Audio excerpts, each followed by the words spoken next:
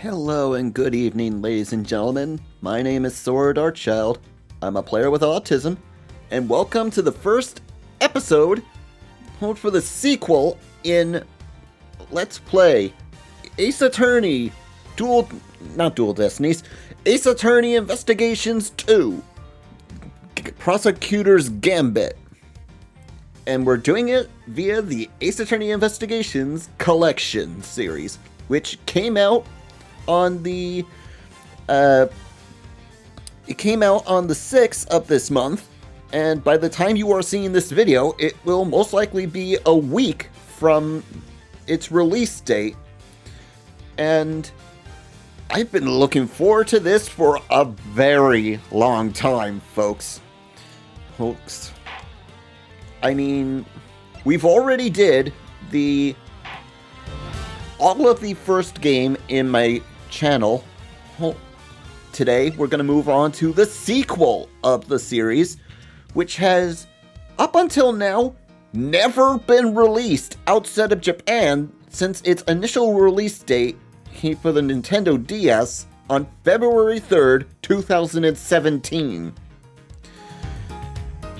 Yeah, it's been a long time for this game to be officially translated and for anyone in the world outside of Japan to be able to play this game.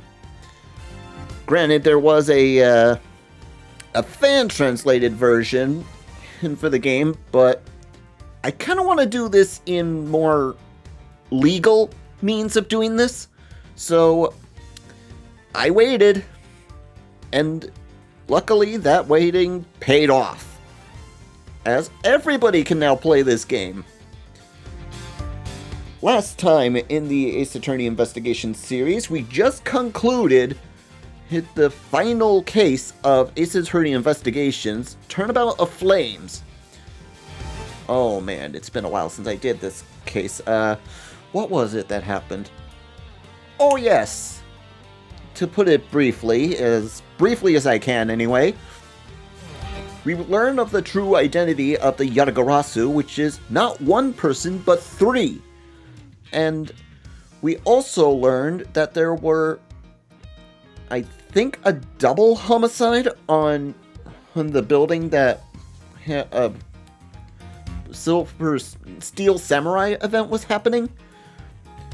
However, due to the events of the Yatagarasu appearing, it was enough cover for our killer to make a murder using smuggling means, and apparently the guy who did it was the head of a smuggling ring, and we had to jump through a lot of hoops just to nail him.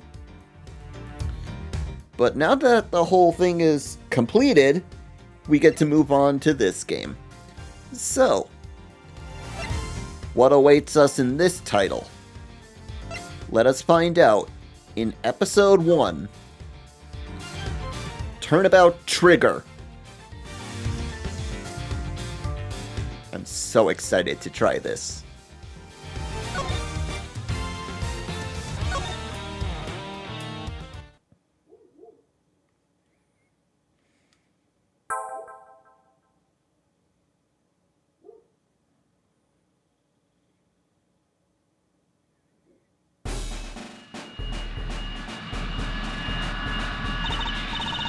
Here he comes! The presidential plane descends from the western skies. It's make a final approach, and the dialogue is going too fast for me to read it. Just listen to that crowd. Welcome, Zhengfa! Welcome, Mr. President! And now, sir, your audience awaits!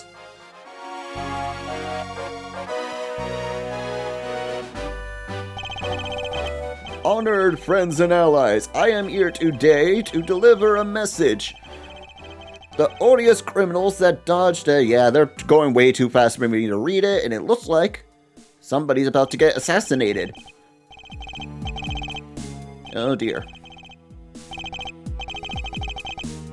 And before you start comparing this to the assassination of this game happened long before that happened. Yeah!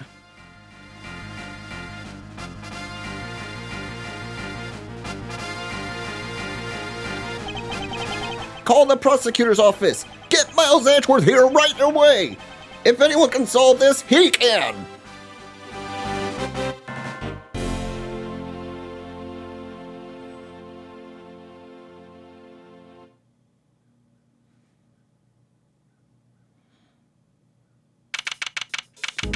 March 25th, 2019.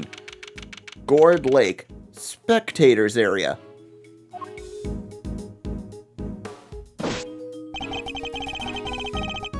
News must be halfway around the world already. After all, it's not every day an attempt is made on the life of a nation's president. My name is Miles Edgeworth, and I work as a prosecutor.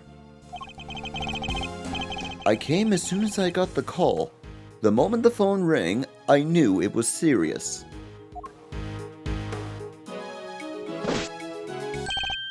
Mr. Edgeworth!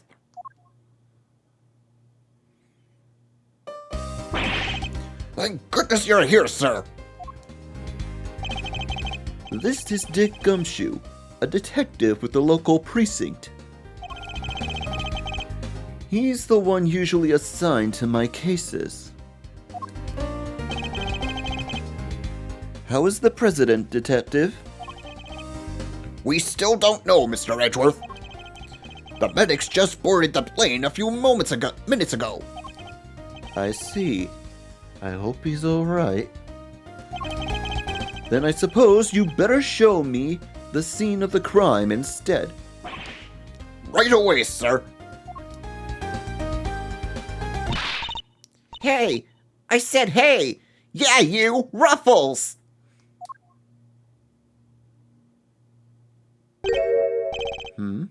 Who's that? You're the prosecutors in charge of her case, ain't ya? Wanna give me your first impressions? Anything strike y'all as odd? No comment. Detective Gumshoe, with me. Come on now, Mr. Prosecutor, don't be like that. Mr. Edgeworth! Mr. Edgeworth, wait for me!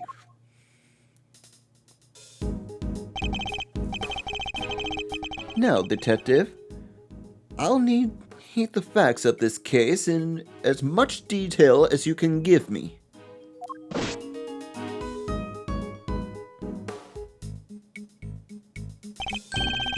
Well, the scene was right here at Gourd Lake, as you already know. A bunch of people were gathered to welcome the president of Zhongfa. Daijin Wang. Yes, I read about his visit. It's been all over the news for days now.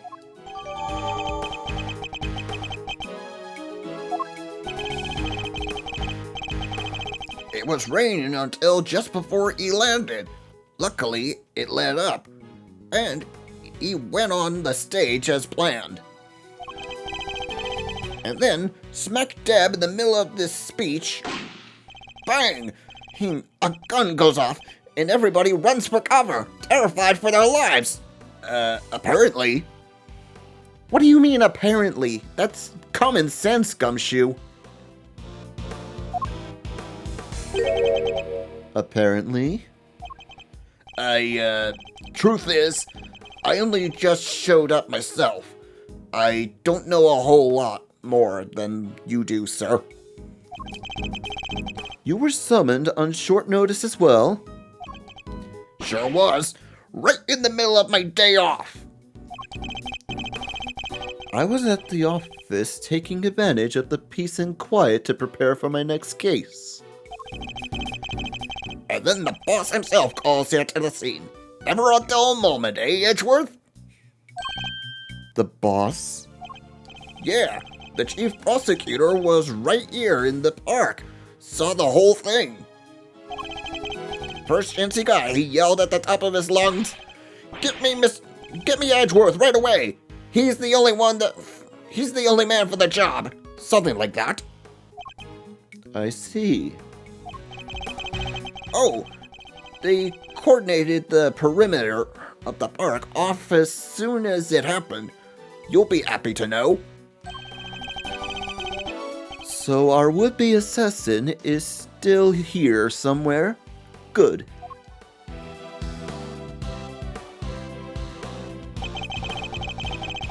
Now all you gotta do is find him in the middle of that crowd before they strike again. You're right. Hey, we don't know much what else our culprit might be planning. These people are in danger. We don't have a moment to lose. Let's begin with the basics. And search every inch of the crime scene for clues, no matter how insignificant they may be. Precisely. The president was shot with a gun, which means a gun was involved. That's our first clue. All right, duly noted. Detective Gumshoe. How exactly was the security detail surrounding the president's speech organized? Well, sir, our officers were mainly focused on securing the perimeter of the park. The president's people took charge of the rest. He has his own team of bodyguards. See those guys over there? Or maybe we should ask them a few questions. If I want to talk with them, I'll need to walk over and press A. Can we help you? You're one of the president's bodyguards, correct? Could you tell me how this security detail was arranged during the speech? Two of our senior operatives were attached to the president. The rest secured the stage. This isn't our first rodeo. Anything suspicious in that crowd, and we would have spotted it right away. I see. So the president's security was tightly orchestrated for the duration of his speech. Let's investigate further. We should speak with the other witnesses and continue to look over the crime scene. We can't afford to leave any stone unturned.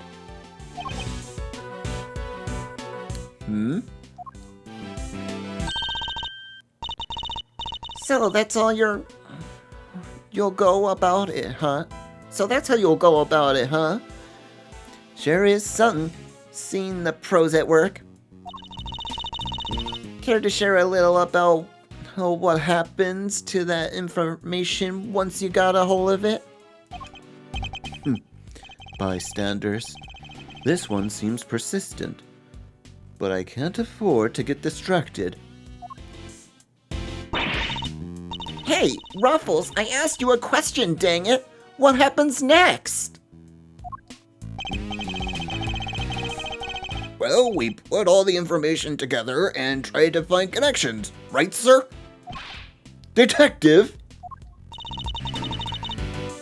Don't be so hard on the poor guy. So, connections, you say, and what next? Well, I guess you'd say we connect the dots. Connect one piece of information to another.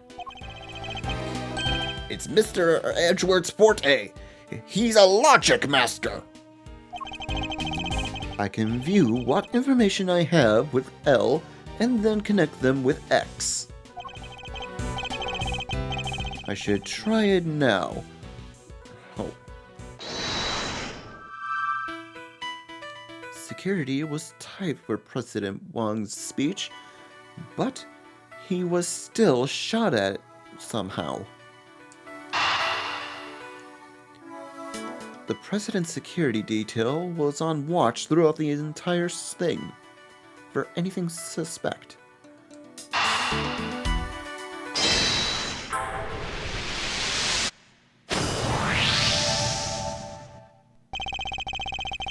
Despite the president's tight security, the perpetrators still managed to carry out their attack, completely undetected by a contingent of highly trained bodyguards, no less. No mean feat. This would have taken some serious planning. In other words, an assassination attempt was most certainly premeditated. That's the stuff, Mr. Edgeworth. The old logic never fails, huh? Indeed. All we need to do is find the right clues, then make the right connections between them. Make wrong connections, however, and we'll only wind up further from the truth. Which means I must make well-reasoned connections if I intend to draw logical conclusions. Alrighty. Let's see now. Let's get this investigation started. Time to examine anything that looks suspicious. To examine things, I simply need to walk up and press A. And if I wish to speak with the detective, I should use X. Let's see, let's talk to you. Hey, Ruffles. How's the investigation coming along? Anything y'all want to share? Here we go again. I'm not in the habit of sharing the details of confidential investigations to strangers. Dang, you sure are a tough cookie. But I ain't about to head back to Chief Lotta empty-handed. I don't know that name from somewhere. Don't I know that name from somewhere? No. Must be my imagination. Okay. A popped balloon. No. I was as surprised as you, sir, but there's no mistaking it. It's the Steel Samurai. The Steel Samurai, warrior of New Old Tokyo. It's a popular TV show. Old, young, it doesn't matter. It truly has something for everyone.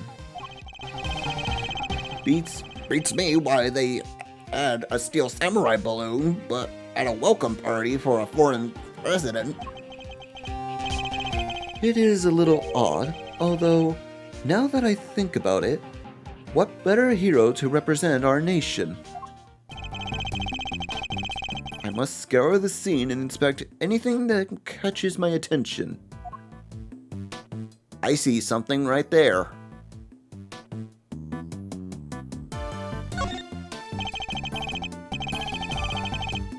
It's the flag of Zhengfa. The key motif is a blazing red phoenix. Wait, what's this? Something the matter, sir? You don't see it, detective? There's something unusual about this flag.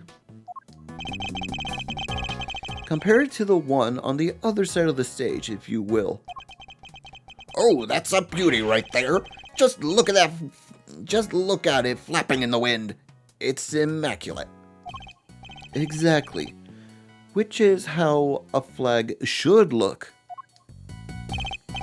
And yet, here we can see quite a different picture. One thing in particular that stands out, don't you think? Right. Of course is it, yeah, I give up. Come on, spill the beans. You can lead a horse to water. I'll just have to move the cursor to the problematic spot and highlight the difference with X. right there. Look closely. Do you see the hole? Whoa, look at that! You're right, sir! And note the burn marks. And note the burn marks around the edges. That's a bullet hole. There's no mistaking it. A bullet hole? So you're saying a bullet went through the flag? Okay. Breaks your heart, doesn't it? It does. What villainy could have befallen him? Witnesses say he popped right about when the gun went off. Which would strongly suggest that a bullet struck the balloon.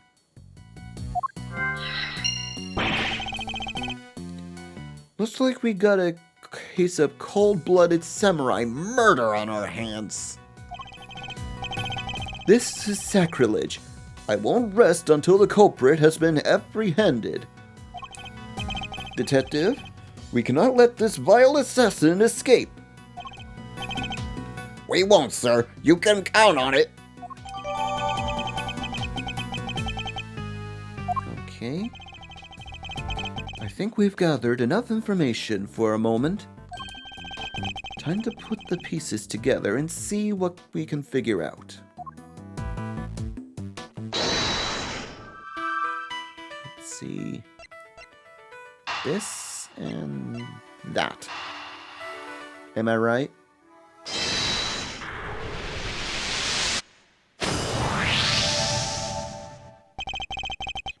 This is a bullet hole in the flag. And it seems highly likely the balloon was popped by a bullet too. Which means 2 shots were fired, right, sir? Possibly even 3. The president was shot at as well. Oh, remember? Equally, the hole in the flag and the hole in the balloon could have been made by the same bullet. What we need to know is how many gunshots were there.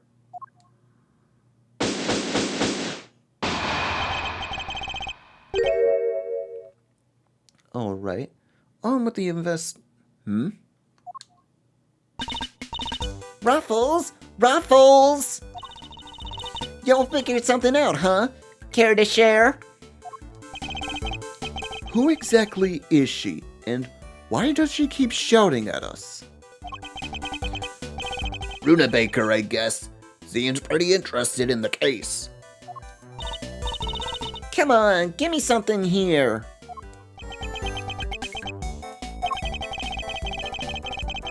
We do need to speak with some witnesses to find out how many gunshots there were. Fine. Let's see if she can tell us anything. There you are. Tabby Lloyd. Hey, at your service. Tabby Lloyd? Really? That's your name? Tabloid? Oh boy, the name puns are back, folks. I'm looking into the case for, well, just for me right now, but... Looking into the case... Ms. Lloyd, was it? Miss Lloyd, there's something... Well, what can you tell me? Any exclusive details you want to share? How about the perp? Have they made any demands? What about their ruffles? Well, where does a feller buy a Chevette like that? Will you be quiet for a moment? I'll be asking the questions here. Dang, in here I thought I could get me something juicy for my piece. I need to know about the shooting. Can you tell me how many gunshots you heard? Why, I most certainly cannot. I beg your pardon? I can't just be handing out leads for free. That stuff's my livelihood. Aw, come on, don't hold out on us. Oh, we gotta share sometimes. Me? Hold out on you? Well, if y'all gotta be like that, I'll be moving right along. Goodbye. Wait! Wait for what exactly, huh? Huh? If you got nothing for me, I'm gone. We're fresh out of moves here. Out of moves, I wouldn't be so sure. What do you mean, Mr. Edgeworth?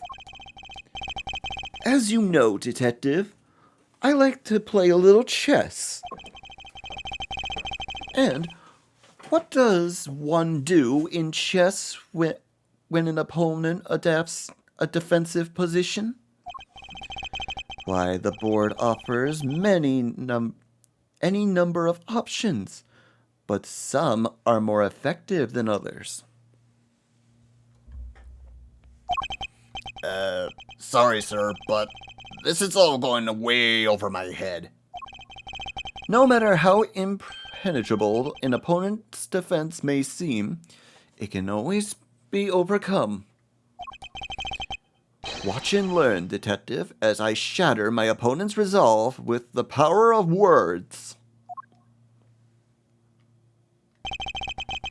When attempting to draw out an entrenched opponent, one must employ certain tactics. Let us picture the board and see if we can anticipate our adversary's next move.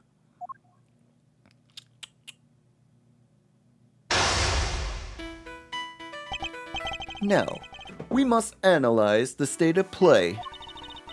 Y'all ain't getting nothing out of me. Not until you give me something in return. My opponent has dug herself in deep. Her defenses won't be easily broken. But I can't afford to try her patience by taking too long to plot my next move. In other words, I must be cautious. He went on his own for that one. That said, I can't afford to waste words either. In fact, it can only pay dividends not to. You see that bar up over Mr. Edgeworth's head? Yeah, this whole entire mind chess thing is a timed event thing, and you gotta be quick with what choices of words you're gonna say to your opponents here. So, I won't have a lot of time to read most of these things because I'm worried about getting the right items fast.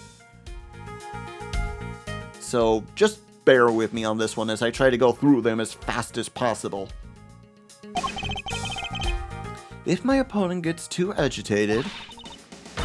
If you're fixing to ask me something, will you dagwell ask it already?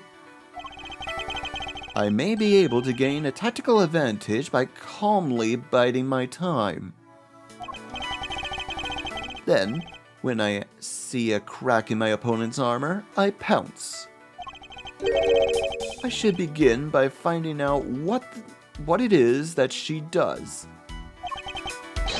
Alright, time to make my opening gambit.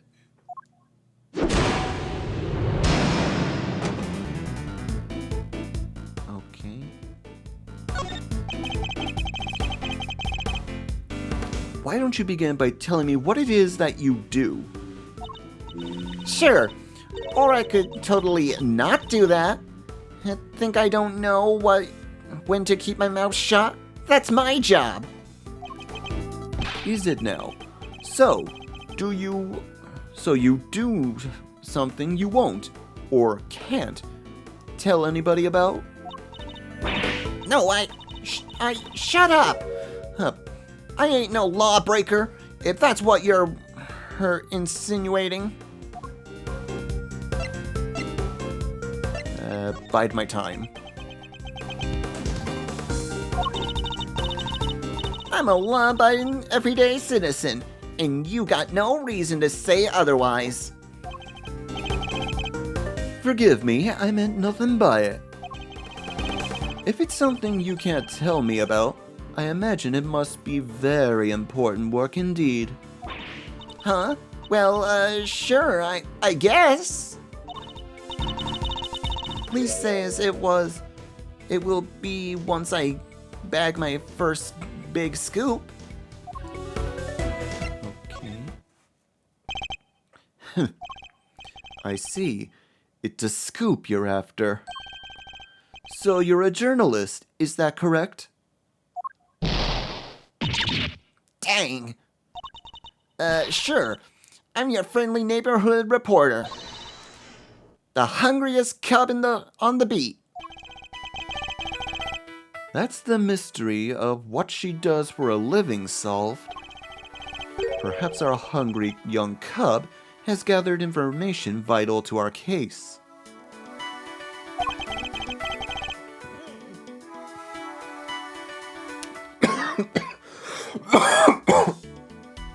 Let's make that our next line of inquiry.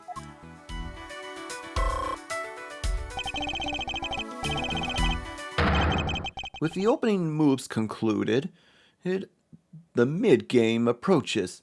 What else does she have to tell us?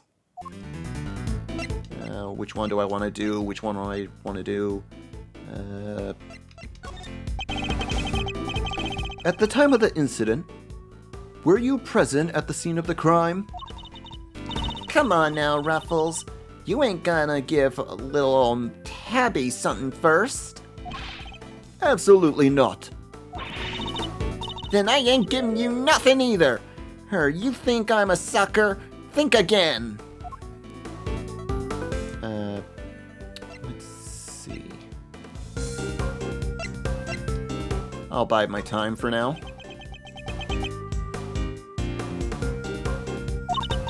Come on, this is my career we're talking about here. You can't give me... You gotta give me something. Sadly, the more you know, the more you might find yourself in danger. I ain't scared. I'm a pro. Well, it takes more than the sound of a little gunshot to faze me.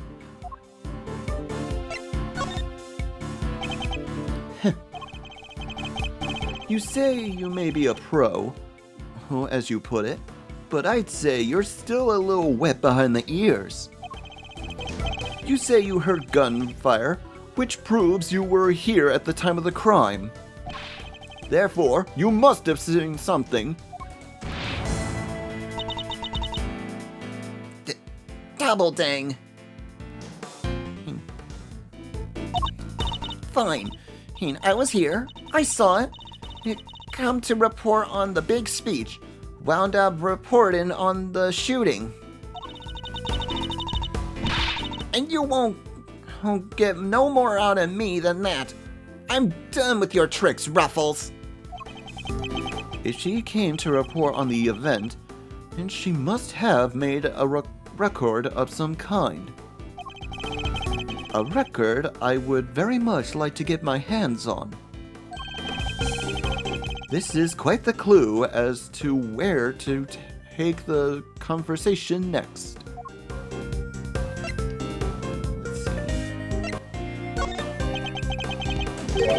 You're a reporter, which means you must have been making a record of some kind. You got more questions? You gotta give me something first. That's the deal. I am not in the habit of making deals. Now tell me what I need to know. Sorry, Ruffles. Can't help you. Time to deploy my clue.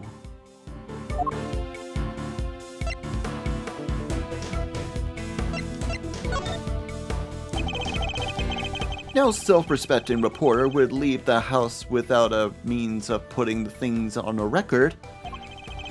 So tell me, Miss Lloyd, where is yours?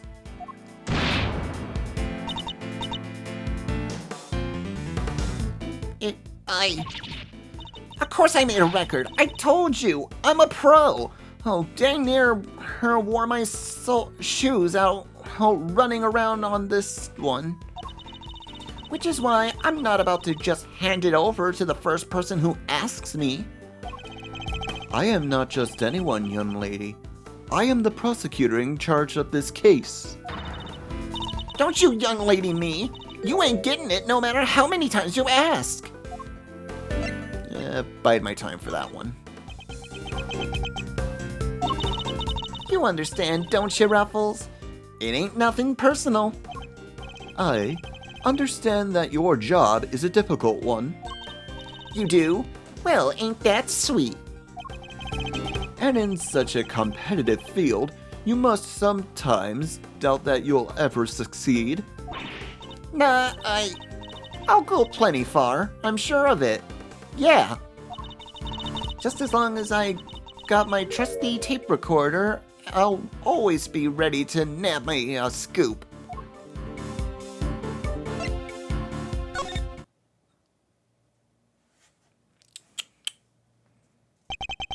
Intriguing. You are a reporter hungry for success. So dedicated to her craft that to leave such an important event unrecorded would be unthinkable.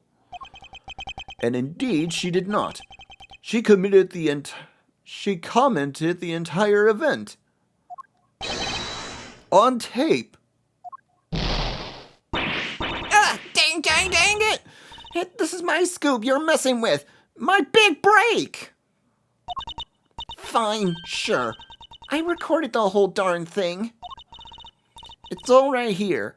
You got me, okay? Checkmate.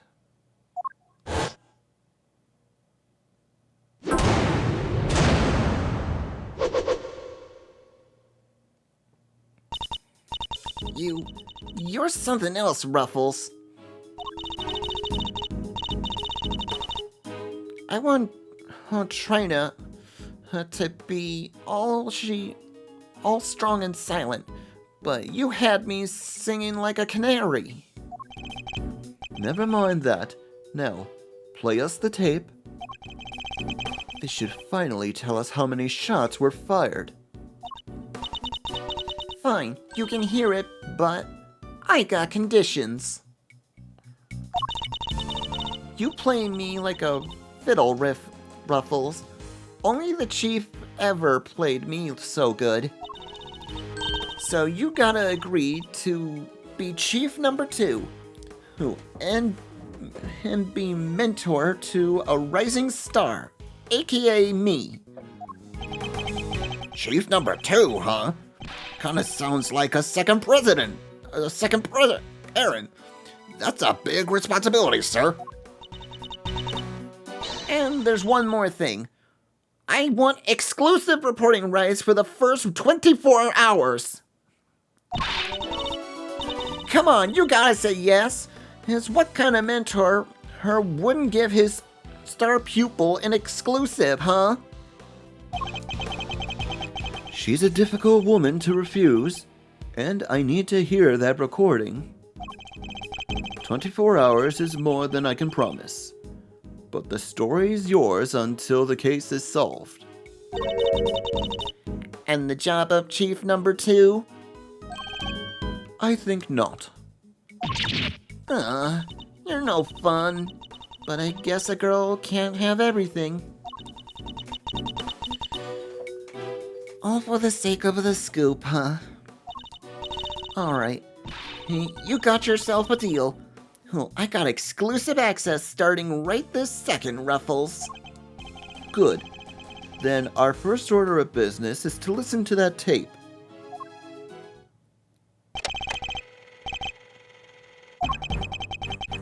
Honored friends and allies, I am here today to deliver a message. The odious criminals that dodged my beloved nation are no more. The president's speech.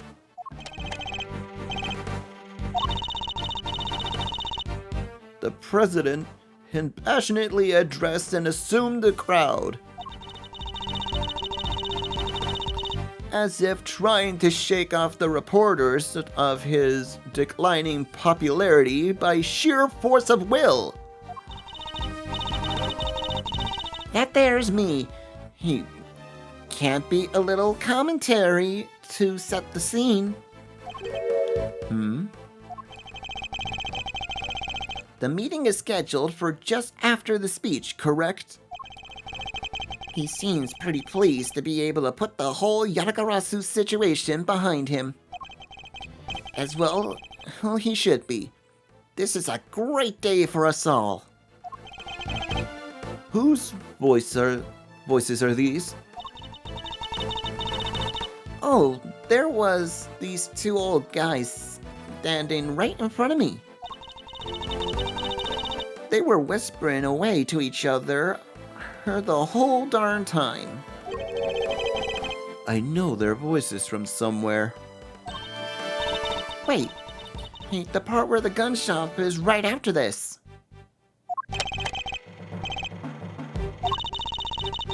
The president thrusts his fist into the air As the excitement reaches fever pitch. The battle against evil rages on. Here, today, I make you this solemn promise. We shall crush the wicked with the righteous hammer of justice. What the? Ah!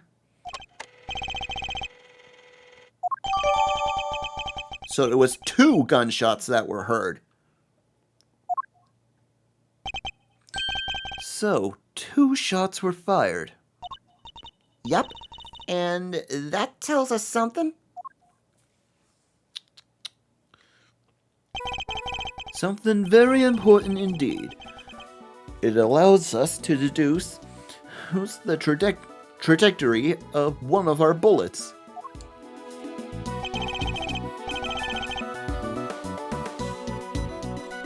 Of the 2 shots fired, 1 hit the president, which means the other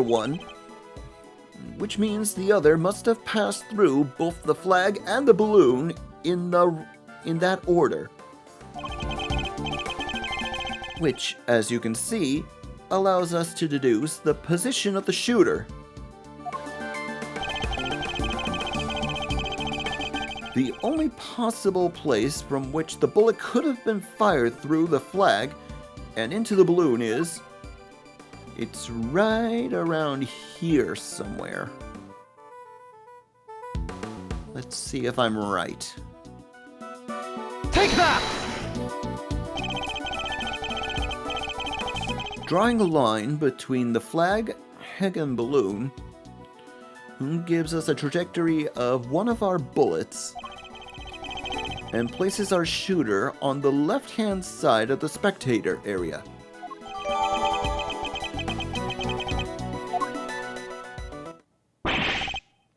You're a genius, Mr. Edgeworth. Detective Gumshoe, I need you to examine the left side of the spectator area. Roger that, sir. So, you need me to clear all these people out of the way, I guess?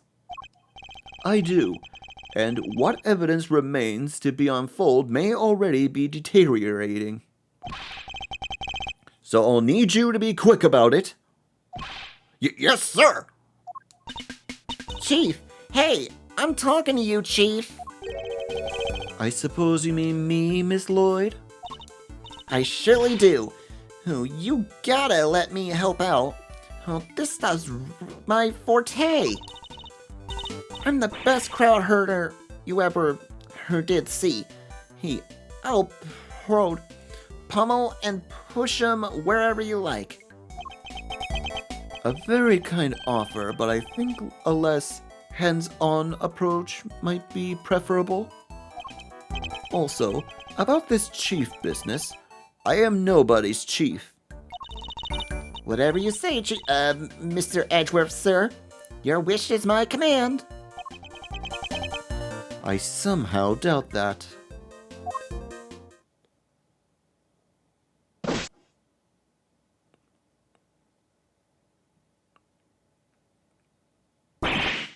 Here you go, sir.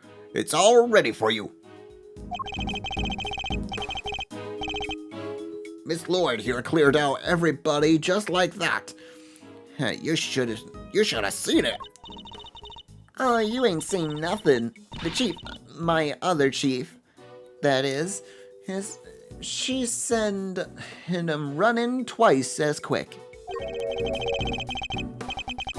She sounds like quite a formidable character. Perhaps I should go easy on the poor girl. Thank you, but you...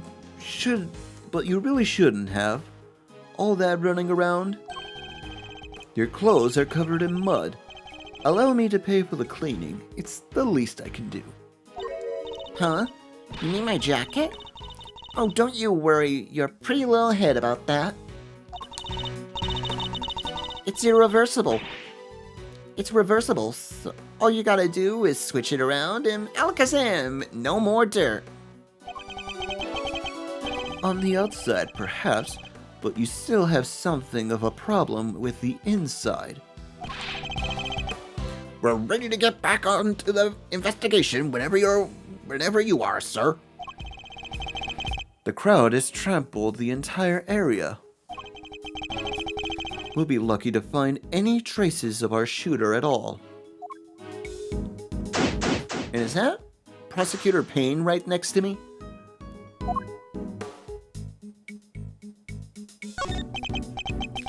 Well, this is quite the situation, wouldn't you say, Mr. Edgeworth? Who is he again? It's Payne, Mr. Edgeworth. Winston Payne. We work together at the prosecutor's office. He's a prosecutor? What brings you here today, Mr. Payne? What indeed? Why, only the invitation of the chief prosecutor himself. His voice. I recognize it from the tape recording. Was he one of the men who was standing in front of Miss Lloyd? And where is the chief prosecutor? He had to leave, I'm afraid. He's a busy man, they let him. And only him out through the cordon. So, he had me summoned on short notice and then left before I even showed up? Rude. Okay.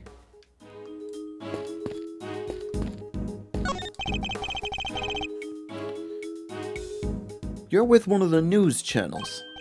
Yep. Can I help you?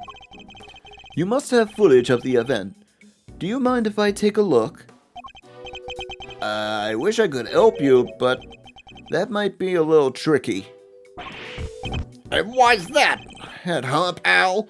Oh, you got a problem with doing your civic duty or something? No, it's just that my camera was knocked over in all the panic. And now I can't get it to work. The footage would have helped immensely. Yeah, just our luck.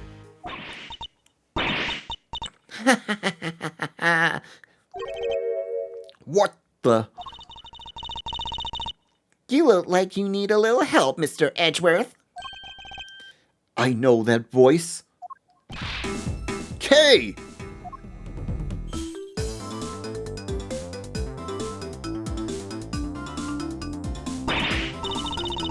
Honestly, I leave you two for 2 seconds. I leave you alone for 2 seconds, but don't worry. Your hero's here to save the day.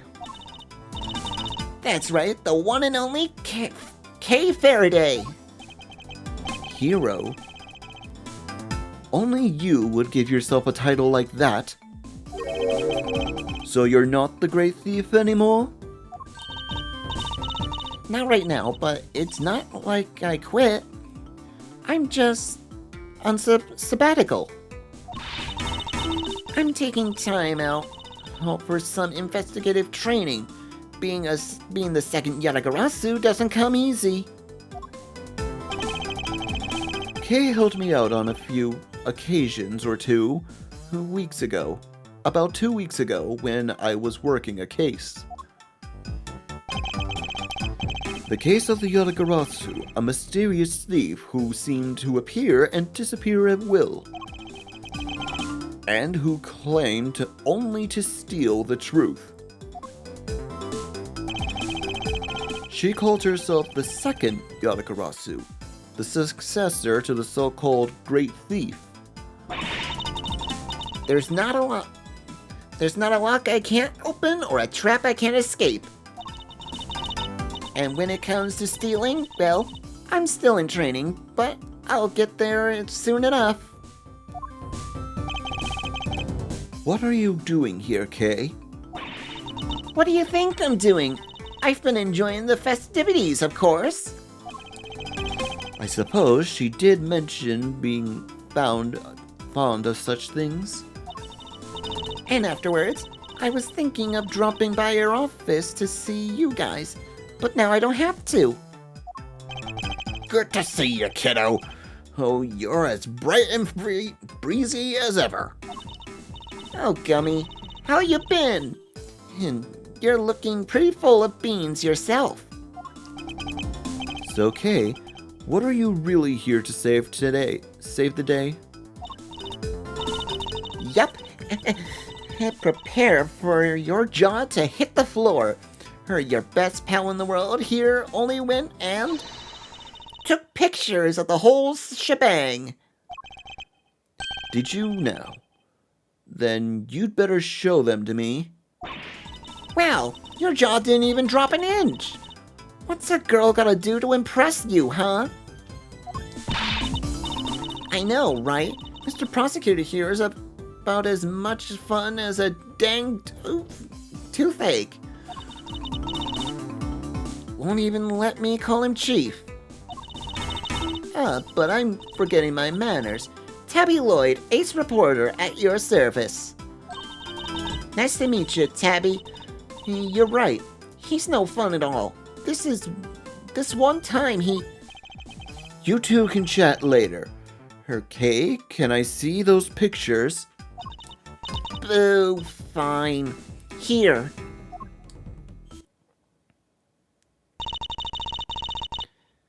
I took this one right when the gun went off.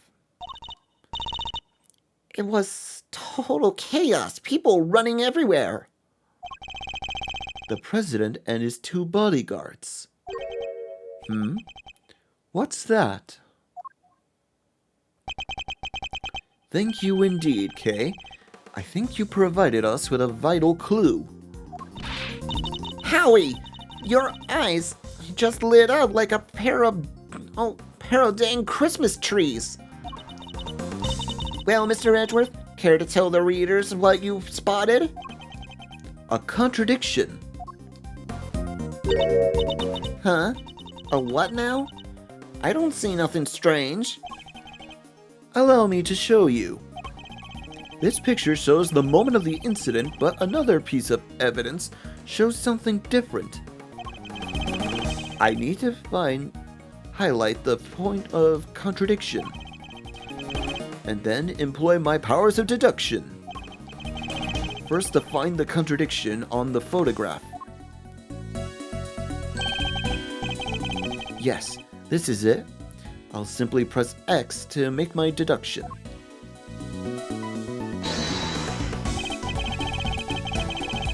Now, to present evidence that proves the contradiction. Whichever that'll be. Oh, it's this. Look closely at the picture of the president in the newspaper clipping, if you would, Miss Lloyd. Now, look at Kay's photograph and compare the two carefully. Huh? What am I looking for here? Well, I'll be. Indeed. There is something on the president's forehead, something that wasn't there in the other picture. What is that? Some kind of birthmark? Yeah, the guy's got a big red birthmark right in the middle of his forehead. That's not a birthmark, you fools.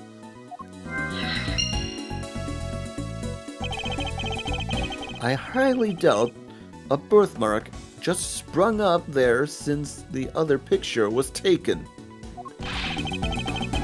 Did he get bitten by a bug then, maybe? Yeah, that's it. That right there is a big old bug bite. And here I thought it was something important. The look on your face. You should know that the road to the truth is paved with just such seemingly trivial details. Oh, again with the face. All right. Duly noted, Chief. Okay. Now then, let's talk to Kay. Hey, Mr. Edgeworth. Okay, now.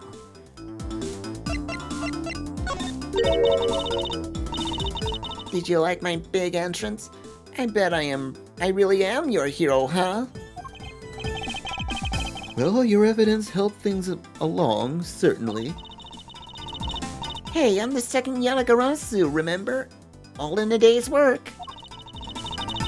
Kinda wish I could show you how far I really come with the whole great thief thing, though. The training you mentioned, about that. Don't worry, I haven't stolen anything yet. Promise. So the whole great thief thing is just on hold, for now anyway. That's a relief, I suppose. Yeah, I wanted to get out there and start stealing back the truth like my dad. But I still got a long ways to go with my training, and I need to find some partners in crime. I hope she means that figuratively. I can't be the only girl in the world looking to pull off the most daring heist ever attempted. True, but not many people are looking to pull off a career in larceny either, I wager. Okay, let's see about the incident. Yep, no doubt about it. If you compare the picture I took to the newspaper clipping, the red birthmark stands out like a sore thumb. That's a contradiction, all right. Indeed, though I very much doubt it's due to birthmarks suddenly appearing. Oh, that reminds me. Hey, I might have to steal that line of yours. The road to the truth is paved with seemingly trivial thefts. Funny, I don't remember that being the exact sequence of words I used. Why just rob a house when you can rearrange the furniture too? You may call it rearranging, but I call it irretrievably corrupting. Okay, that's it for her, I guess. Let's see, who else can we talk to? The television truck appears to be stuck in the mud. Reminds me of the time I pushed your car out of the ditch, sir. Then you just drove away and left me there. Gotta admit, it felt kinda lonely. Did I do that? I think I might have. You came back, though, Mr. Edgeworth. Only left me there in the mud for maybe 15 minutes. I know you'd never forget about me, sir. Of course I wouldn't. Bearing those 15 minutes anyway.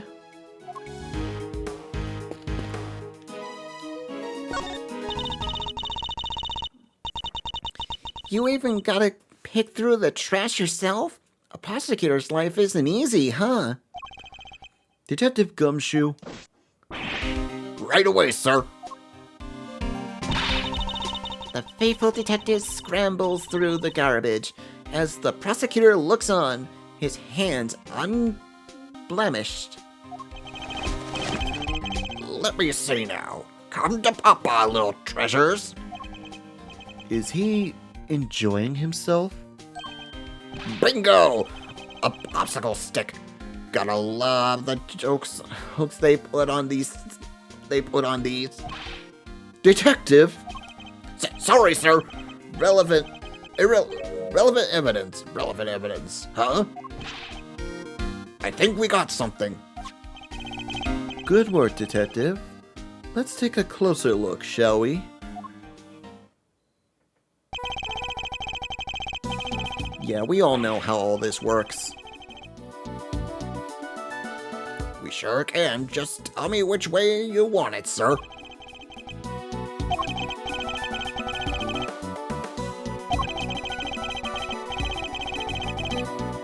Mm-hmm. And when you spot something, just say the word. Alright, let's see what we can discover.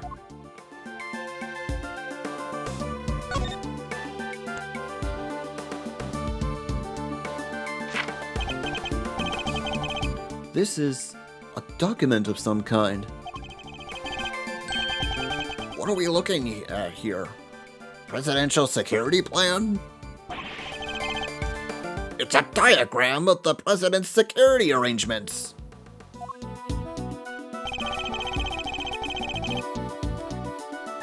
It shows how the president's bodyguards were positioned.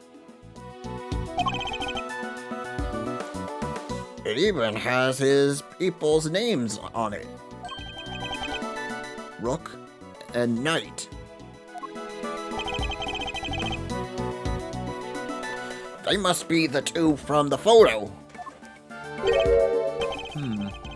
So his bodyguards aren't natives of Zongfa.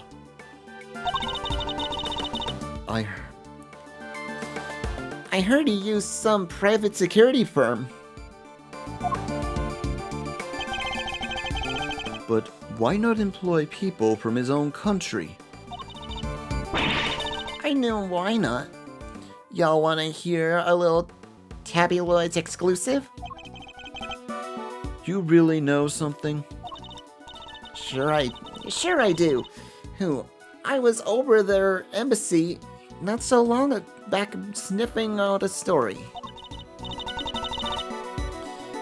While I'm there, one of my sources tells me that the president's got more enemies than you got hairs on your head, including a bunch of bigwigs on the National Police Force. Interesting. So he's unable to trust his own domestic law enforcement. I wonder if one of these enemies could have been behind the attempt of his life.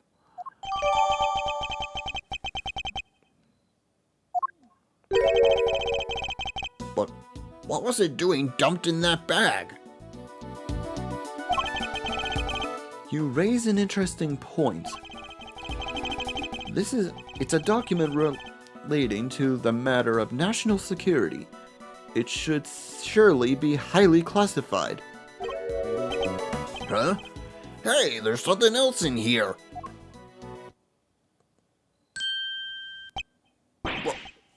My. What's a gun doing in here? Sir, this bag, it's gotta belong to the... Yes. It could well have been disposed of by our would-be assassin. A revolver. It would have taken a lot of nerve to dump it here amid all the chaos. Could this be the work of the professional? That would explain the security he planned too. I think we need to take a very close look at our latest find. Hello?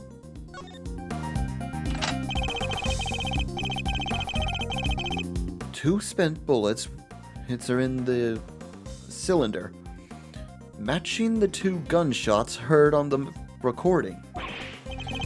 That proves it. This must be the weapon that was used. Now, if we can just find something to prove. We've already did this. I think I know. This is a laser sight? It can be lined up with the target to make aiming a bit easier. If I press this here...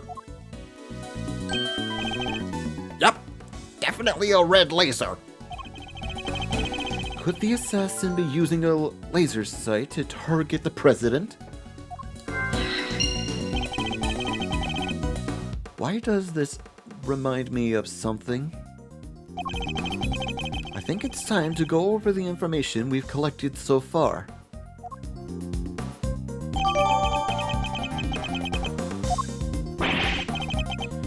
That bag was a real find, huh? Just goes to show, a bag in the hand is worth two in the trash. Nice work, Detective. Now, something else I'd like to ask you, if you don't mind. I need you to take the bag and the gun to forensics and see if we can find any prints. I'm on it, sir. As a good set of fingerprints could really help this investigation along. Got the results for you, sir. That was quick. You bet it was. Told the exit was an ultra super high priority. But, they came up empty. And they checked everywhere? Inside and out, top to bottom, sir. Heard they even took the bullets out of the gun and dusted them. I should have known it wouldn't be that easy. I think it's time for some logic. Let's see. Assassination attempt. Red dot. Laser pointer. And a 6-shot revolver. Let's start with this. Red mark. Her photo shows a red dot on the president's forehead during the attack. Laser sight. Attached to the gun that was used in the attempt shines a red laser.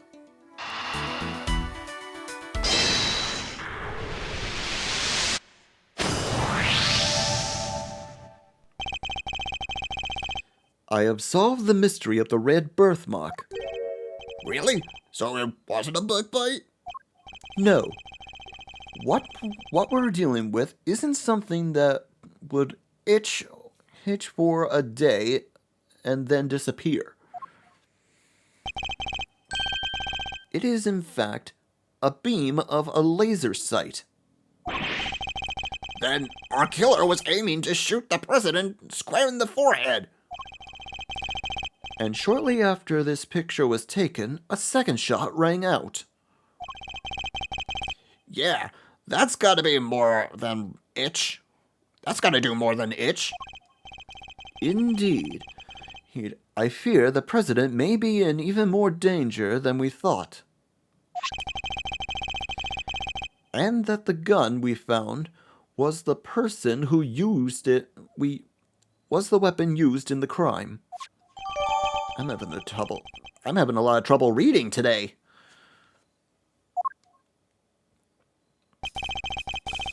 Why would the prep use a laser sight anyway? He's right. You stand out like crazy using something like that. Pew pew pew. Oh, It's not like you can just go around shooting lasers all over the place. No, and anyone who saw it could trace it right back to the shooter. Seems like a pretty bad idea all around. Oh, I almost forgot. I took a couple more pictures.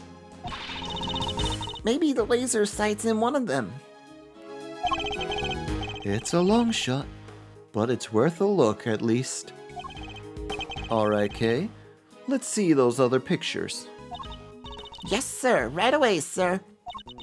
Let's see. First up, here's one I took before everything started going south.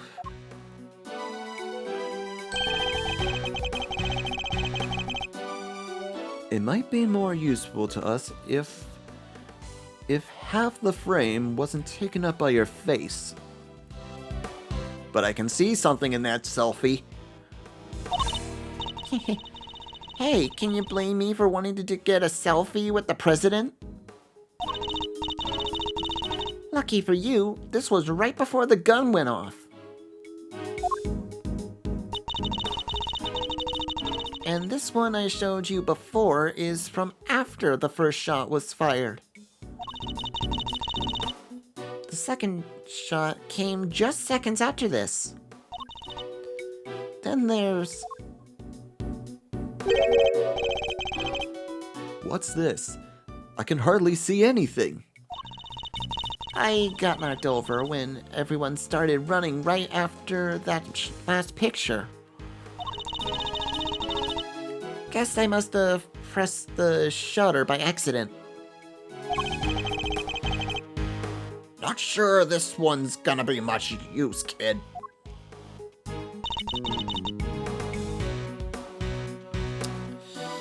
And that's all of them.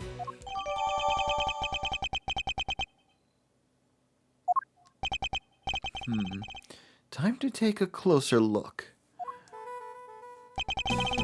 Let's examine the picture from before the shooting.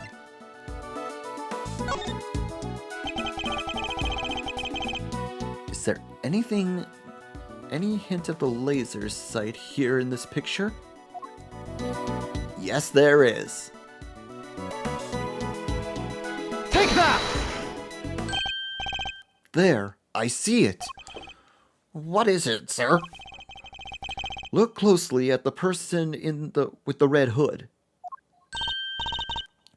Whoa, There it is. Indeed. There's our laser sight right there. so that's our prep. Hep, the one in the red hood must be The shooter, yes. We found him. And all thanks to yours truly. Indeed. You led us right to the greatest treasure of all, Miss Great Thief, the truth. You may have captured our would-be assassin in one of your other pictures, too. Let's take another look. Our red-hooded suspect could be in another of these photographs from after the shooting. This is the person with the red hood here somewhere? Yeah, I see him, clear as day. Take that! Look, Look, right there. a red jacket. That must be our suspect. Looks like they took advantage of the confusion to make their getaway. Luckily, we can see exactly where they were headed. Ah, the samurai dog stand. Precisely. Which means they had escaped towards the right-handed side of the spectator area. Detective Gumshoe! I'm on it, sir. Consider it cleared. Good. I'm counting on you.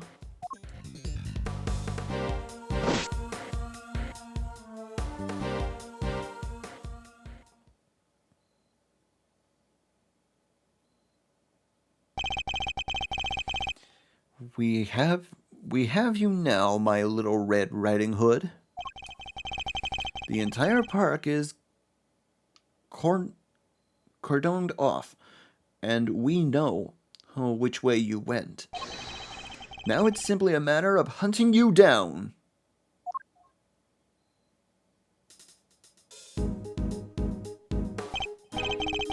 Now, let us continue our investigation. There's evidence here somewhere. All we have to do is find it. Indeed. You're still here? Everybody's been cleared out, man. Let's see, we have a shoe on the ground.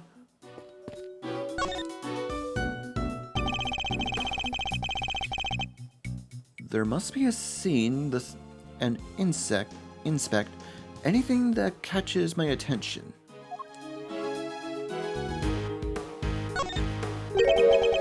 What's this? A red button. Hey, do you think... It could have been dropped by our red-hooded suspect? Yes, it certainly seems likely.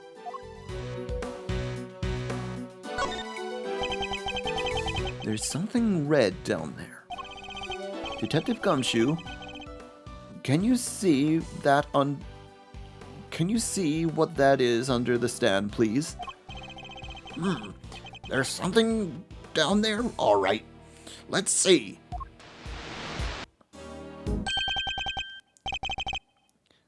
A red raincoat. This must be The one the suspect was wearing.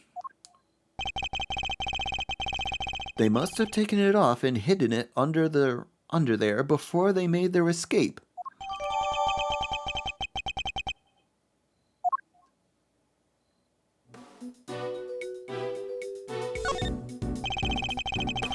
There's nothing of interest here. The sleeve. It's inside out. Oh, the button is missing too.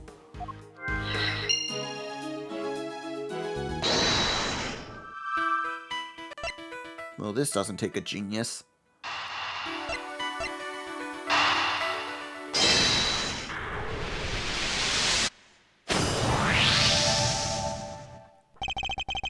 The button we found seems to have come from this raincoat. It must have been pulled loose when the killer took it off. The sleeves are inside out, too. It seems it was removed in a hurry, fast enough to tear a button off, no less. I surmise our assassin disposed of their gun and bag in the trash immediately after shooting the president. They then slipped into the panicked crowd and moved from the left to the right side of the spectator area. This was because they knew the trajectory of the bullet would point to a shooter on the left side. Finally, they removed the raincoat and hid it under the samurai dog stand. The killer would have needed to get rid of the coat as soon as possible, hence its hurried removal.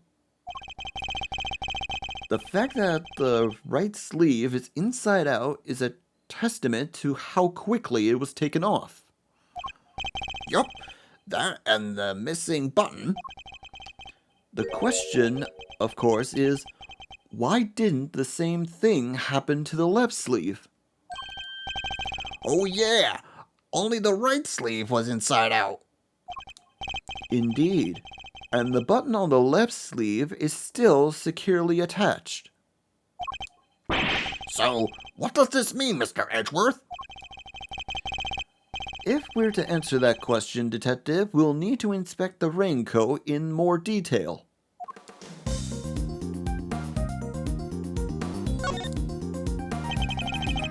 Let's take a closer look up inside the raincoat.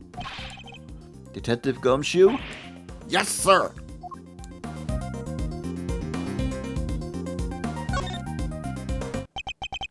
This is a bloodstain?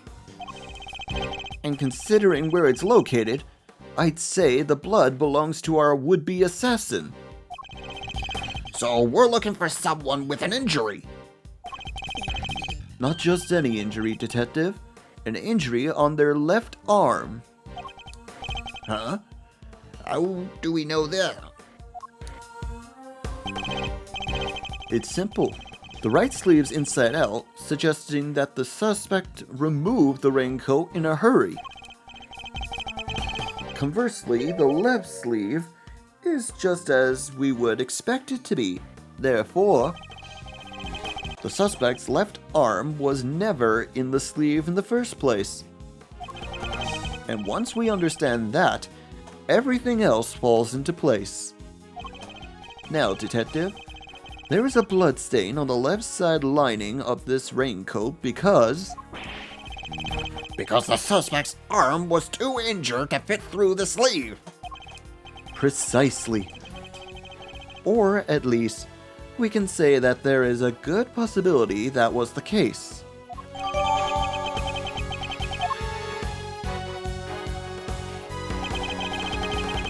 The pieces are starting to fall into place. Detective Gumshoe, I need you to go and search the crowd for likely suspects. Yes, sir. Suspicious characters with injured left arms coming right up. You're even smarter than you look, Ruffles. Taking all them itty-bitty pieces and putting them together like that, you'll have your man in no time. That's Mr. Edgeworth for you. The park is still cordoned off, so our would-be assassin should still be in that crowd somewhere. Don't let me down, Detective Gumshoe.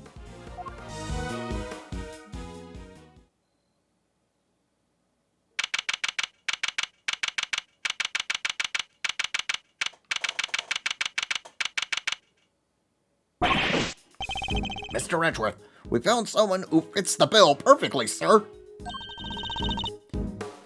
Way to nab the assassin, Gummy. Hold on, Kay.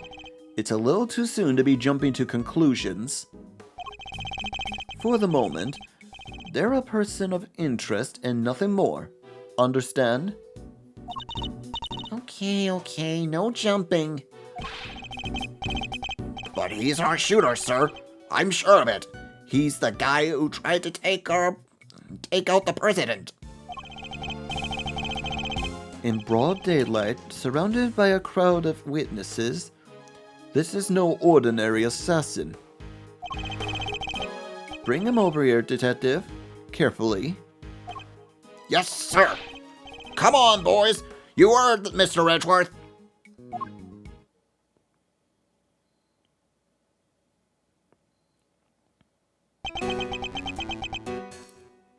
I remember you. You were that character from Justice for All, the kidnapper in the final case for that game.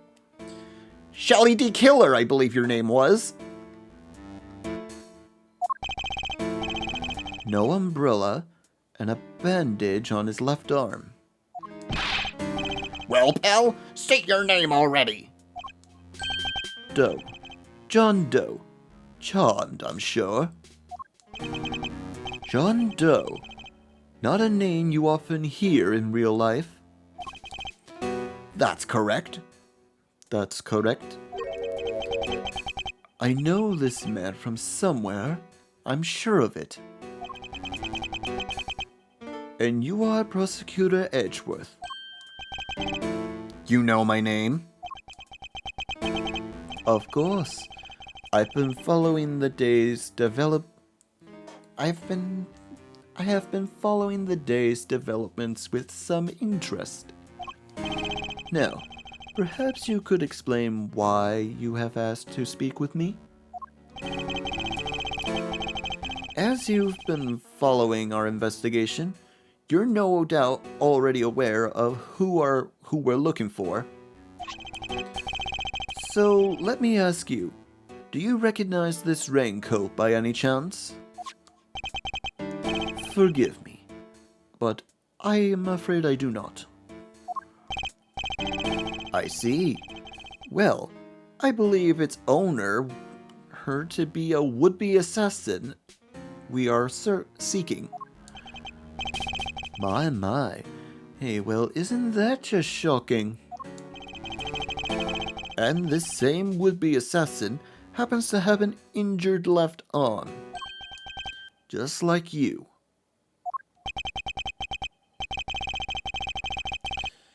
All I can tell you is that I had nothing to do with this unfortunate affair. The two adversaries stare each other down, their eyes like deadly lasers. Care to tell the readers what happens next? A showdown, that's what. A battle of wits, a battle of words. Dare I let them explain any further what he thinks this upcoming battle will entail? Nah, I don't think that's necessary. Detective Gumshoe, if you're quite finished leaking my personal strategies to the press... Yes, sir. Sorry, sir. Thanks a bunch, you big old grouch. As if I would have done any harm. Looks like we're doing some testimonies now. Doe's disposition.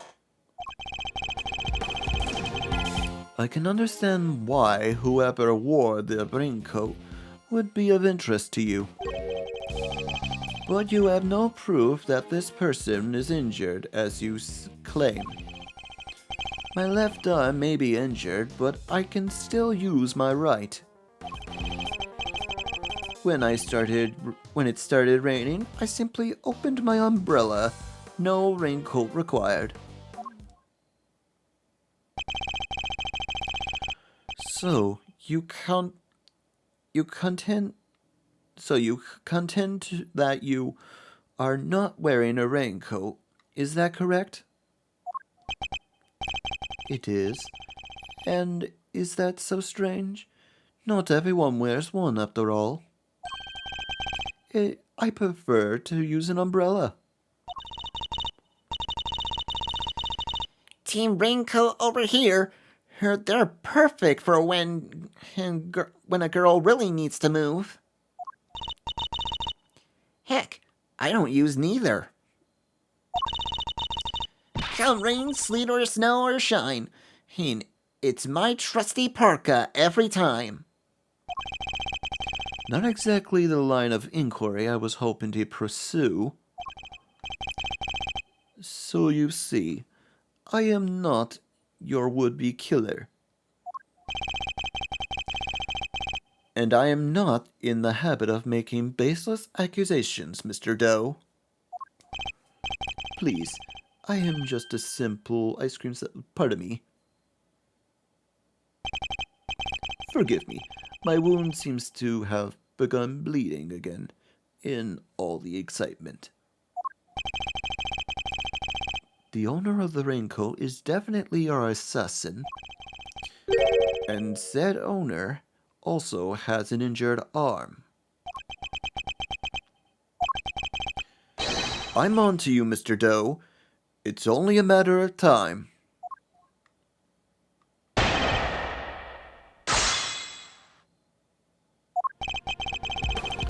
I can understand why whoever wore the raincoat would be of interest to you. Hold it! So you admit that whoever wore the raincoat is a person of interest? I know they are. I was able to follow most of your investigation from the spectator area. One never thinks one could get caught up in such an awful thing as an assassination. But you have no proof that the person is injured as you claim.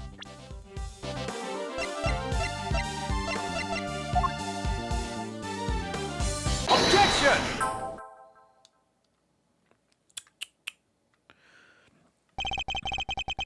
You seem like a cheerful man, Mr. Doe. But not quite cheerful enough. After all, you left something behind, something of vital importance. I'm afraid you must have me confused with somebody else. The coat does not belong to me.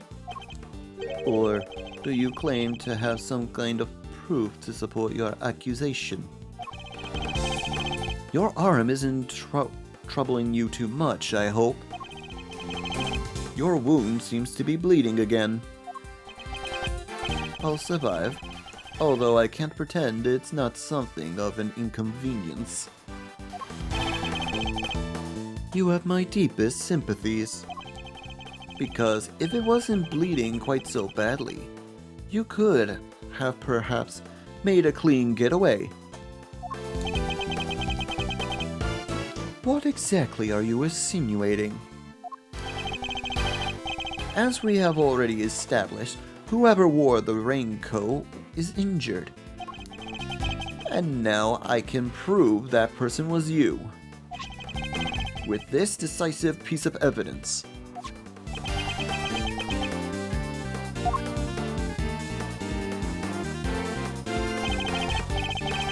You see, Mr. Doe, there is a small amount of blood on the inside of this coat.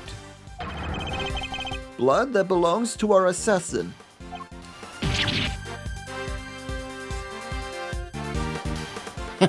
That's funny for how his ice cream comes back down.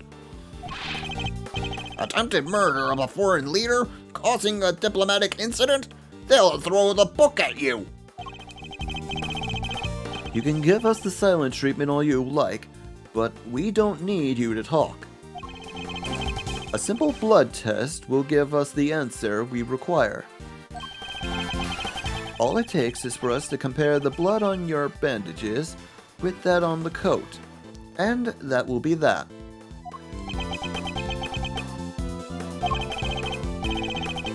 We have the evidence. Why don't you make it easier on all of us and come clean? Admit that you are the one who attempted to assassinate the president of Zhongfa.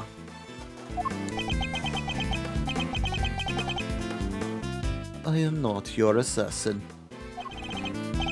You're stubborn, I'll give you that. But if this were a game of chess, you would already be in checkmate. Now, do the honorable thing and admit defeat.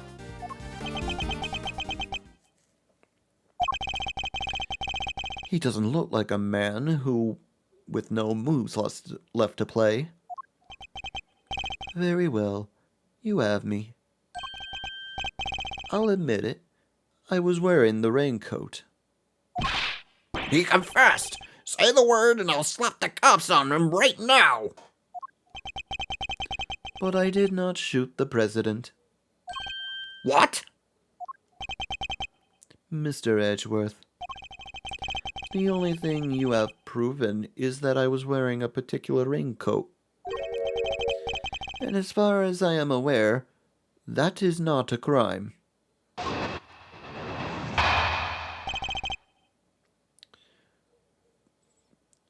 His disposition, part 2. I am no assassin. I am a simple ice cream seller. One who happens to be wearing a red raincoat while watching the president speak. I was surprised as anyone when his bodyguards sprang into action as the shots rang out.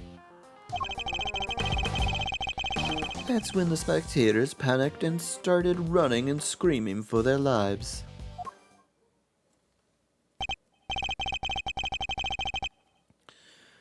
What are you now? Are you fully satisfied that I am telling the truth? As if Your story stinks.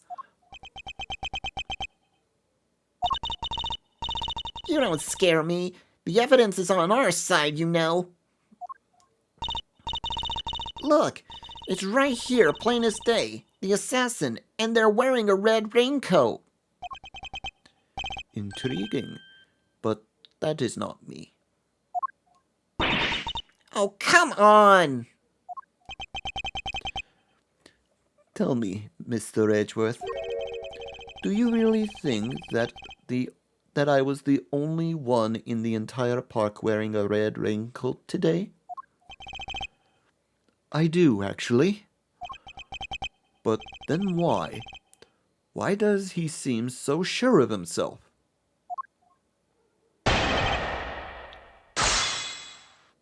This ought to be interesting. I am no assassin. I am a simple ice cream seller. Hold it! A simple ice cream seller, but a knowledgeable one, I assume. On the subject of ice cream, at least. But of course, ask me anything you wish.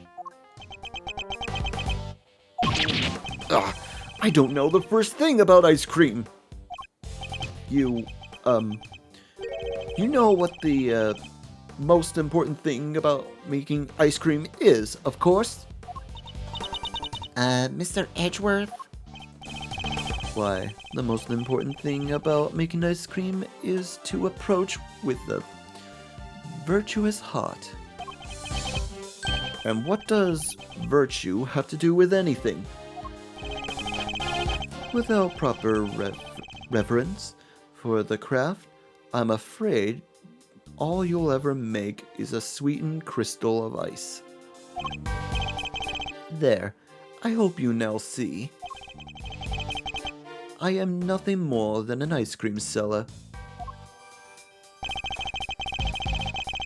One who happened to be wearing a red raincoat while watching the president speak. Hold it! Why a raincoat? Why were you not using an umbrella? Is that so strange? It was a rainy morning. Most people were wearing a jacket of some kind. Well, I'd say it's a pretty strange choice considering you couldn't get one of your arms into it. Better that than have one of my arms occupied with an umbrella. I had ice cream to serve after all. Then why go to such lengths to avoid testifying to that effect in the first place? Forgive me, I simply haven't remembered until now. It's been an eventful day after all. Eventful? Well, I hardly know what else to call it, Mr. Edgeworth. The president of Zongfa was shot at. I was as surprised as anyone when his bodyguard sprang into action and the shots rang out. Hold it! So you say the bodyguards moved before you heard the gunshots? Yes.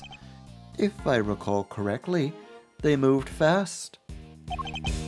At least, the one on the left did.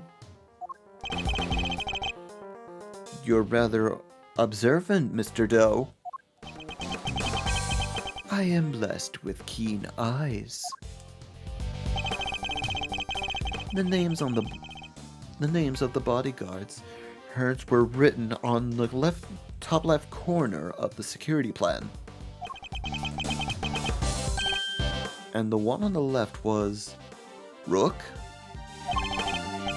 That is correct. Bastion Rook, I believe. Bastion Rook, I believe. I expect he noted the light from the laser pointer. I mean, the man is no amateur.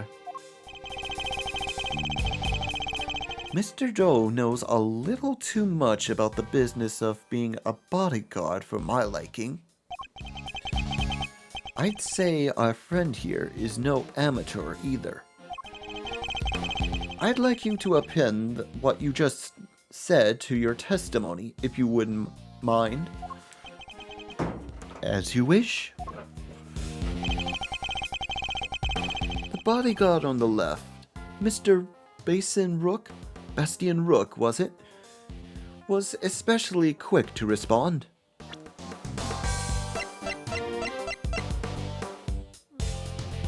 Rook, huh? He said left, huh?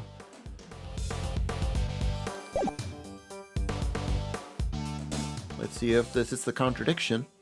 Objection!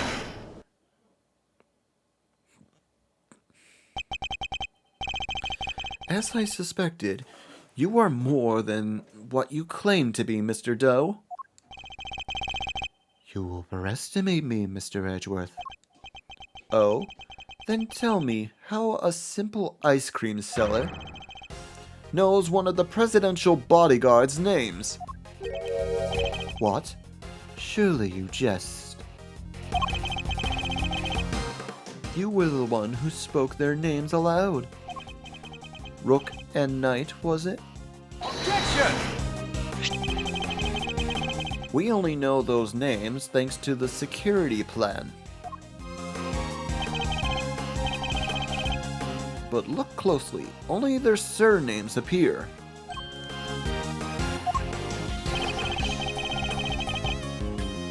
Yet, we all clearly heard you say the name Bastian Rook.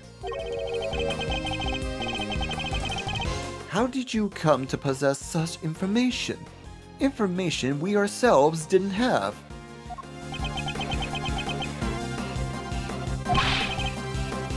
Seems pretty darn suspicious to me. Well, how did you know? Explain yourself! It was merely a slip of the tongue. Another lie. He is the assassin, just like we said. Come now, miss. It's a little soon to be jumping to such conclusions. I did know their names, yes, and the reason for that is... Well... I know Mr. Rook. He and I are acquainted. What? We have something of a connection. And his is a name I could never forget. You think we're stupid, pal? Stop lying! I am not lying. I am, as I have always been, a simple ice cream seller. And an acquaintance of Bastian Rook. Yes. Objection! And I suppose Mr. Rook will confirm that? It should be easy enough for him to remember his good friend, the slippery ice cream seller, correct? Please, you are more than welcome to ask him, although I think that might be difficult right now. I would imagine he's rather busy ensuring the president's safety. But suppose you were able to ask him, and he does deny that he and I are acquainted. How will that help you prove I was a shooter? Objection! If you weren't the shooter, why take off your raincoat? Because it was no longer raining. In fact, it had grown quite warm. Far better to let my wound breathe, no? Or would you rather I had let it faster? Is he actually going to worm his way out of this?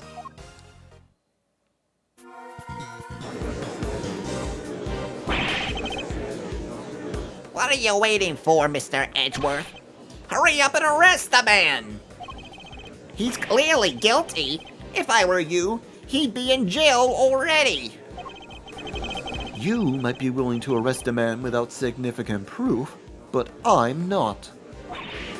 No, come on, Mr. Edgeworth. There's gotta be something you can do. Shocking scenes here, as the culprit seems all but certain to escape justice.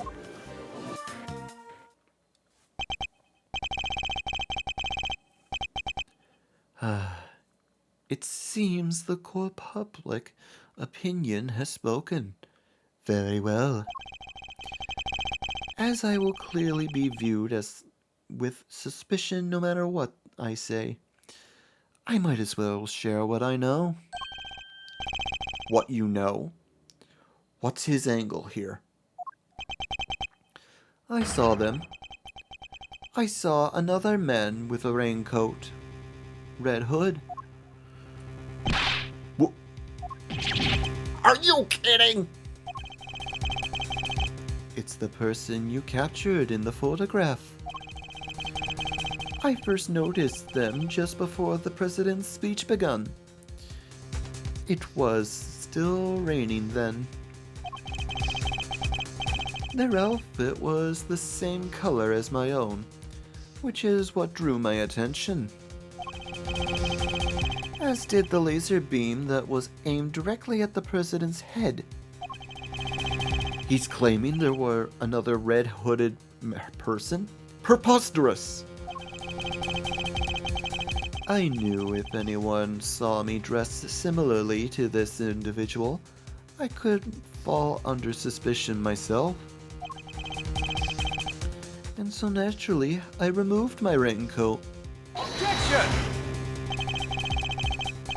So not only did you see the assassin, but you were wearing exactly the same thing as you?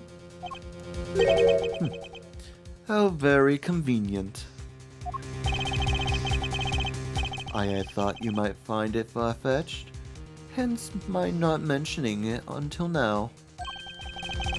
I know you law enforcement people are very skeptical types. You would never have believed me. Especially not if I had said that the shooter was shooting right next to a certain prosecutor. Well, I know you don't mean me. I wasn't even summoned until after the shooting. No, not you, Mr. Edgeworth. Your colleague over there. Huh? Me? Yes, the photograph will prove it, I'm sure. You see, right there in front of the person with the red hood. That's me, yes, but I... What exactly are you saying? What's his endgame here? As I mentioned, I have been following your investigation with some interest, Mr. Edgeworth. And while pondering the details, I noticed something strange. Strange? What exactly? Come now. A man of your talents should be more than capable of spotting a contradiction such as this. I'm afraid I don't follow. The picture shows the chief prosecutor, Mr. Payne, and the shooter. But there's nothing weird about that, is there? Think carefully. The picture was taken right in the middle of the president's speech. One of the other pieces of evidence you've gathered is inconsistent with what we see here. What is Mr. Doe talking about? Which piece of evidence is inconsistent with this picture? I think I know. If I remember correctly, it's this, isn't it? Take that!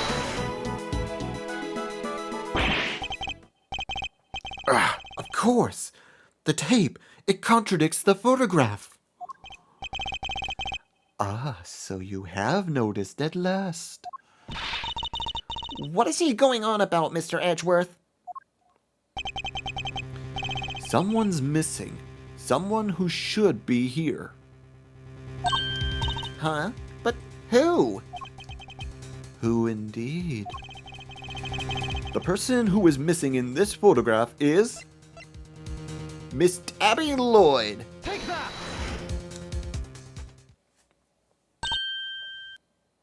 Huh? Miss Lloyd?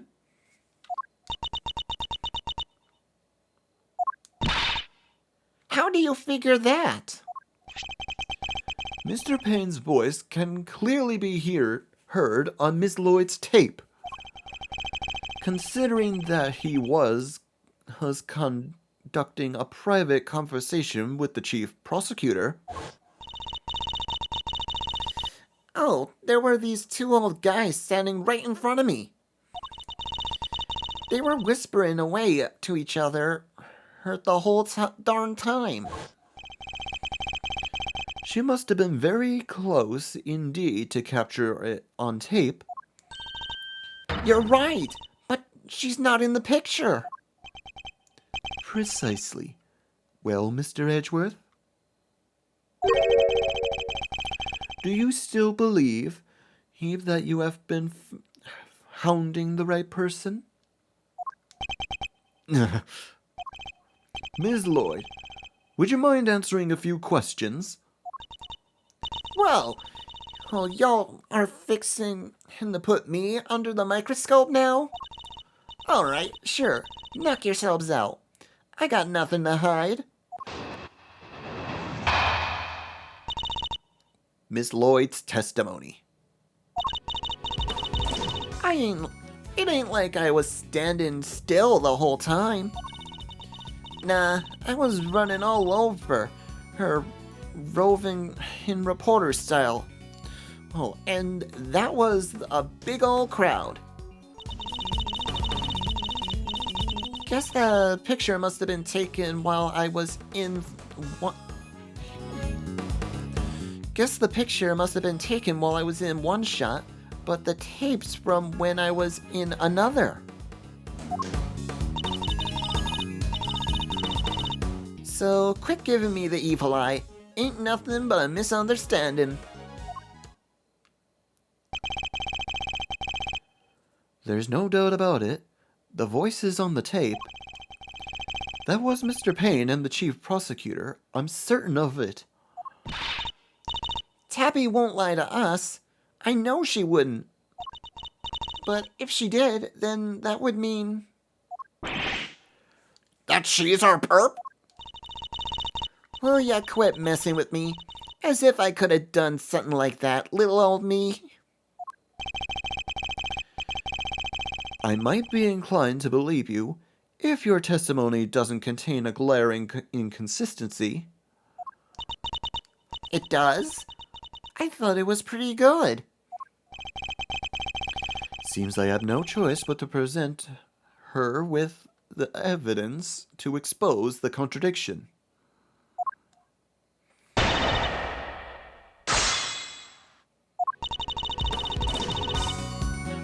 Ain't like I was standing still the whole time.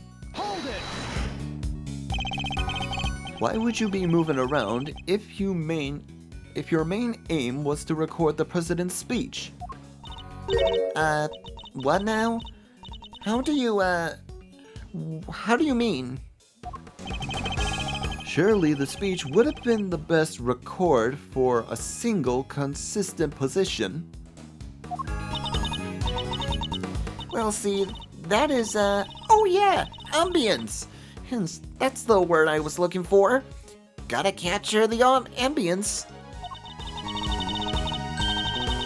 Can't put that electric atmosphere down on in print if you don't have a bunch of it on tape for inspiration.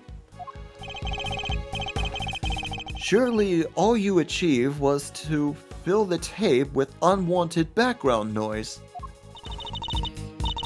Y'all are questioning my methods now? Oh, I don't do standing still, alright? Nah, I was running all over, roving reporter style, and that was a big ol' crowd. Hold it! You were running all over? Where exactly? Here and there and everywhere, I guess. What y'all don't know what all over means? What? Y'all don't know what all over means?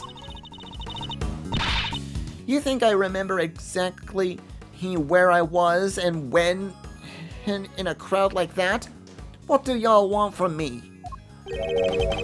I'd like you to at least tell us where you were, whether you were to the left or the right of the stage. Left? Yeah, left, I think. The suspect in the picture was on the left-hand side, too. Coincidence? Guess the picture must have been taken while I was in one spot, and the tape's from when I was in another. Is that so?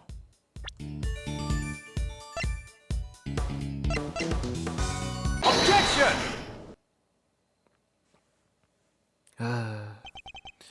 Ms. Lloyd, it's imperative for a reporter not to lie, wouldn't you say? You're dang right it is, and I don't lie! And yet, the photographer and the recording were definitely taken at the same time. What? You couldn't prove that! Oh, but I can. And the evidence is right here in these pictures. This one in particular shows something that lines up precisely with when you were making your recordings.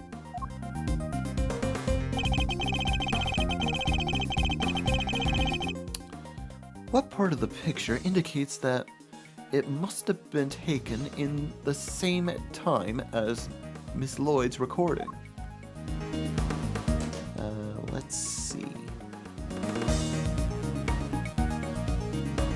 I believe... let's see. Is it his arm raised? Take that! See here, the president has his fist raised. And? What about it? Would you be so kind as to play us the tape again? It ain't that simple. What if I were to tell you that you don't have a choice? You don't make it easy, do ya, Ruffles? Remember, we are concerned with the moment the president raised his fist. No criminal organization, no matter how big, is above the law. The president thrusts its fist high into the air as the excitement reaches fever pitch. There! That's the moment right there! Correct. We've now confirmed when it occurred in the recording. Which means Tabby should be in the picture too. And she is right there, her for all to see. For Ms. Lloyd is in fact the person with the red hood. What? So you're a shooter, huh? No. I don't even own a jacket like that. That's right.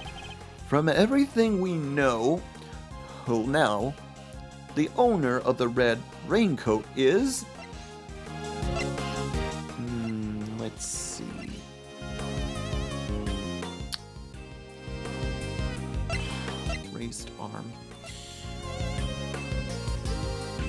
My bet is...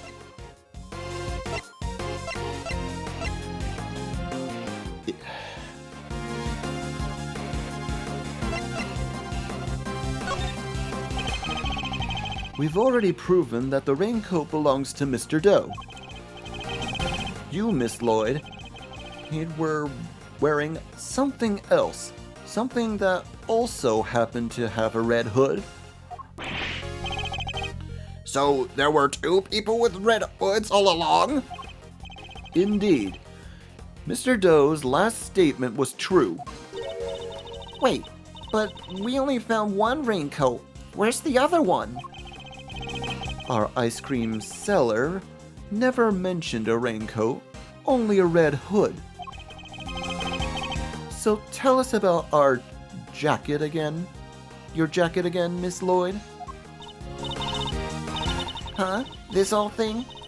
Well, the best thing about it, like I said, is if you got mud and such on it, it's reversible, see? So you just turn it inside out and yay! Just as I thought. The inside of her hood, it's red! That's right. And when the incident occurred, that's the side of the hood that was visible. What's going on here?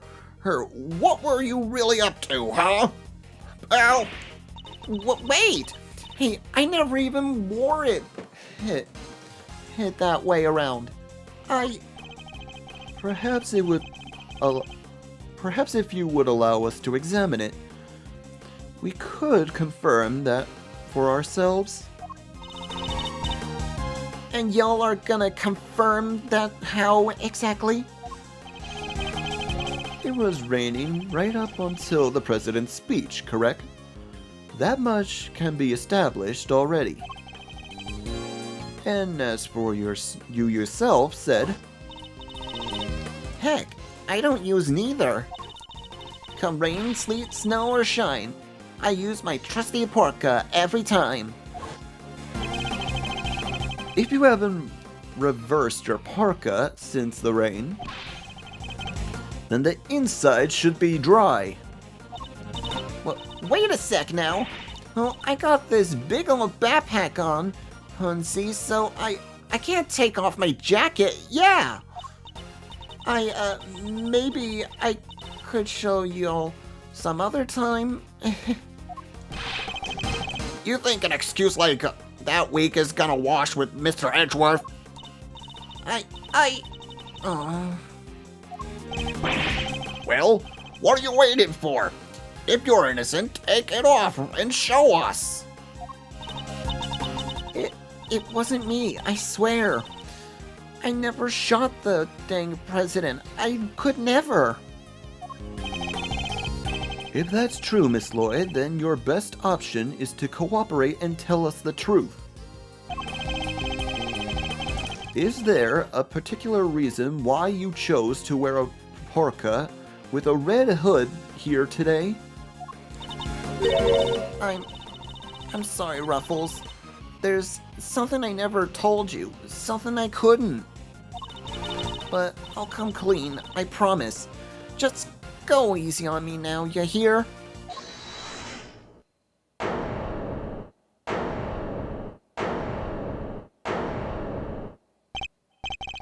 Who said that?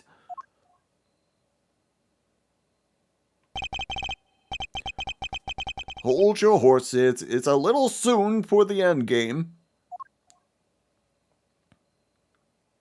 Oh, that was somebody else.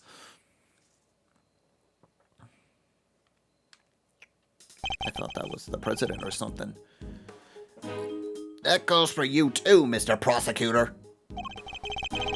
You lost this one on the moment you made your opening move. That's one of the men from Cave's photograph. Guess I better introduce myself. Show off.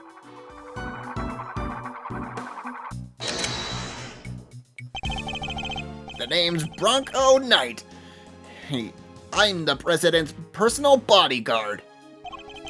And second in command of his security detail. Eh? Point that thing somewhere else, someplace else, pal. Oh, what the heck's wrong with you? Sorry, I can't help myself. Oh, it's just too much fun being this good. You're not a member of the law enforcement, so how did you get a gun? This old girl's on loan from Xingfa, temporarily issued to us presidential bodyguards. Anyway, never mind that. I got 2 tidbits of news for you. You want the good news or the bad news first? Choice is yours. I'm indifferent, whichever you prefer. Really? You're giving up the first move advantage just like that? Whatever, your loss. Guess I'll push out the first pawn then. So, you play a little chess, I take it? Ah, a fellow fan, are you, Mr. Red Suit? The name's Edgeworth, and you could say I dabble. Duly noted, Mr. Edgeworth. Alright, I'll start with the good news. The president's okay. Didn't suffer so much as a scratch. He didn't? That's a relief. Particularly for particularly for the young lady here, it means there is no longer a murder charge on the table. That is good news, huh, Tabby? Yeah, 'cause I'd never. Now for the bad news. The only reason the president's alive is because we bodyguards did our job. One of us did anyhow, our boss. Put himself in the line of fire. You're referring to your colleague, Mr. Rook? Yeah, it's game over for him. No way! Rook is dead? A genuine loss. So, you're saying that Tabby... Yeah, your friend here killed my colleague, my brother in arms. Heck no! I didn't do it! I didn't kill anybody! I could never! I'd shut my mouth if I were you, murderer. Sure, we did what we had to do. Sacrificed one of our pieces to protect the king. But to lose someone like him during a castling is a real shame. Castling? What's that even mean? It's a chess term. In simplicity speaking, simplicity speaking, it's a move where a rook switches places with the king. Then why didn't you just say so? Mr. Knight, was it? Yeah, what? We'll need to see the victim's body right away. And if possible, I'd like to ask the president a few questions. Sorry, no can do. And why not? That's the third piece of news. And it's the piece you're gonna like the least. I thought you said there were only 2. The National Police Force of Zhongfa will be headlining things from here. Handling things from here. What? You better be kidding, pal! This investigation was assigned to us. We're not about to hand it over. You're the Edgeworth, right? The one who solved the Yatagarasu case? The president mentioned you. I'm honored to have warranted his attention. Makes sense that the chief prosecutor would assign this one to you. Wait, Did the chief assign me to appease the president? But that was a mistake, a big one. He should have given the case to somebody with a spine. You're free to take it up with President Wang, if you enjoy diplomatic incidents, that is.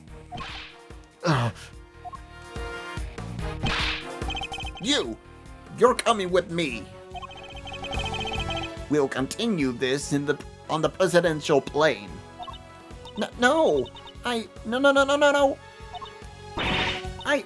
never did nothing. I swear. We can do this the hard way if you like, but in Zhangfa, justice is served one way or another. Ruffles, come on, you gotta help me out here, please. Ms. Lloyd. She was the one with the red hood. There's no denying that now. But I can't help the feeling we still don't know the whole truth behind this case. I'm innocent. You gotta believe me.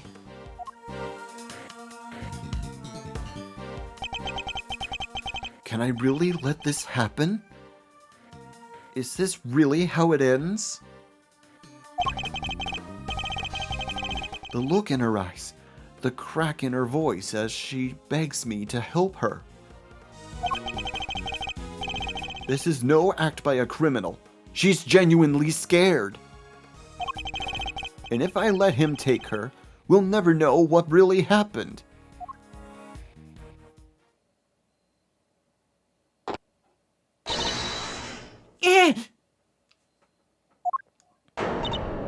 What? Huh? What the? Get your filthy hands off of! Quiet now. Is there really any way to greet me?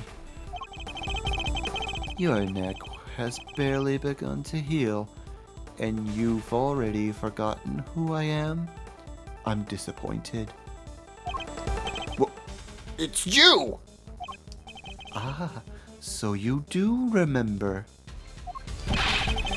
What do you think you're doing, Al? Put the knife down and give it up! You've got some nerve pulling a stunt like this in front of a bunch of police officers.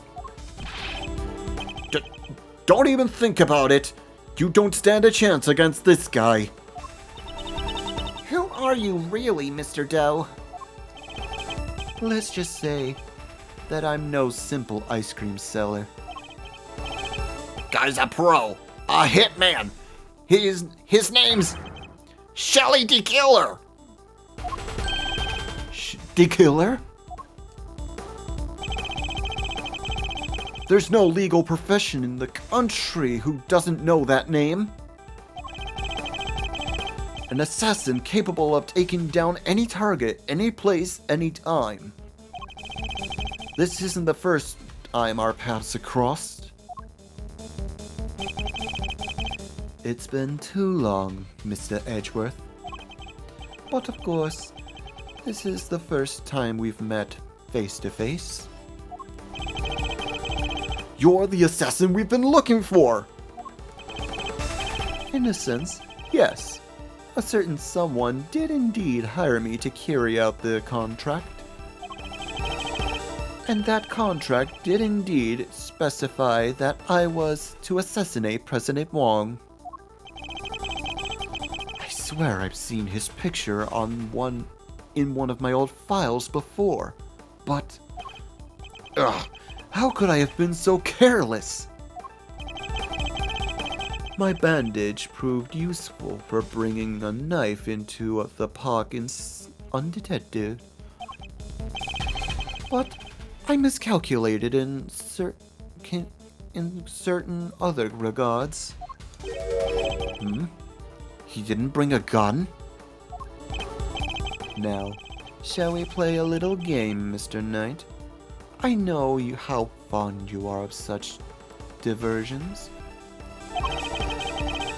The stakes must be high in order for it to be fun, of course. Shall we wager, say, your life? What do you want from me? I would like for you to allow Mr. Edgeworth to remain in charge of the case.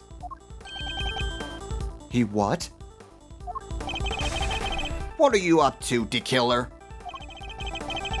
I would simply like our mutual friend here to see things through to their conclusion. Huh? But why? Bastian Rook was a man of great skill, one with whom I felt a certain connection. It is only right that the truth behind his death be brought to light. With Mr. Rook's departure, the case is now yours to investigate. Is it not, Mr. Wright? I'm simply asking you to transfer that authority to Mr. Edgeworth.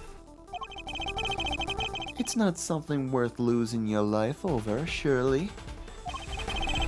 You're just using the investigation as an excuse to get close to the president. Am I really? I suppose it is true that in order for the investigation to proceed, we will need to enter the presidential plane. You think I'm gonna let you near him? I'm his chief bodyguard. Are you?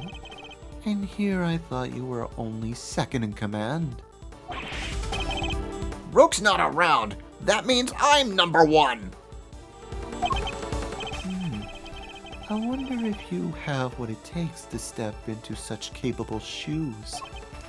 You, of course I do. I'm the leader now. Me! If that is indeed the case, then I would ask you that you make a choice worthy of a leader. Will you needlessly throw your life away?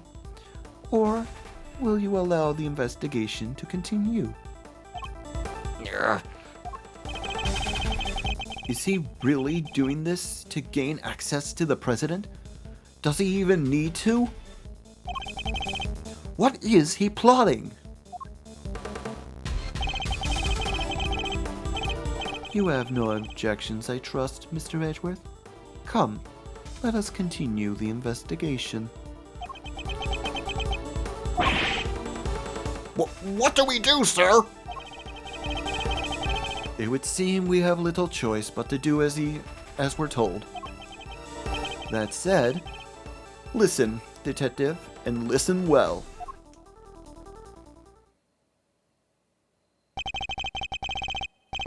I'll buy us some time as I investigate. Meanwhile, you gather the other officers. Have them surround the plane and make absolutely certain that there is no way he can escape. Yes, sir. You got it, sir. To be continued. Will we be able to get to the bottom of this case? Or are things gonna be for naught and we've got an innocent girl going to take the fall? Find out next time in Let's Play Ace Attorney Investigations 2, Prosecutor's Gambit. I hope you enjoyed today's episode. If you did and would love to see more, hit that like and subscribe button. Leave a comment if you want. Ring that bell to be notified when our next video comes out. We do new videos every Tuesday, Thursday, and occasionally Saturday and Sundays. All of this helps my channel to grow so you have more videos to enjoy. Until the next episode of this case, this is Soar Darkchild, signing off. Have a good night, folks.